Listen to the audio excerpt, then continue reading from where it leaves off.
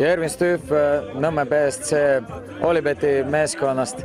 Mäng just lõppenud. See vist oli väga valus kaotus. Absoluutselt, et kui ise ei suuda 2 penaltit ära lüüa ja nemad lõid enda omad ära ja lõpus ka siis ei jätkunud aega, et seda viigiväravat tuua mängu, aga mis teha, see on jalgpalli, et järgmine etapp võib-olla siis läheb paremini. Nagu üldiselt tänase etapiga vist muus osas võib rahule jääda, et teie esimesed 2 võitu olid ikka väga võimsa skooriga, et see jättis mulje, et olete ikka see aasta väga tõsiselt tulnud kulda võtma.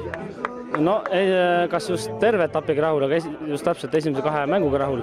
Ma ei näe, et poistel kõik silmad põlesid ja läksin väljakule ja kõik tahtsid ja seda oli näha ka skoorides, et viimane mäng, midagi ei puudu, et silmad ei põle nii palju peas või oleks 2 momenti ära löönud, võib-olla oleks mäng teine olnud, aga see on oletus ainult.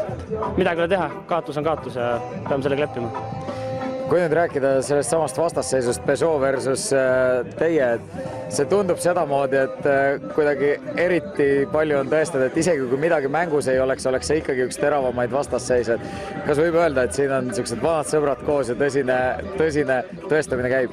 Absoluutselt, et Peugeot, Nõmme, Augur, Valiis, kõik 4 satsi, kõik, kes omavahel mängivad, alati on midagi nõus, et ei tule, et kellelgi tuleb puuri täis või midagi. Et mäng on rohkem, et publikule kindlasti meeldib ja alati on viimase minutini mängu, et ei ole nii, et keegi otsustab kohe ära. Aga järgmisel etapil jälle kõik uuesti ja?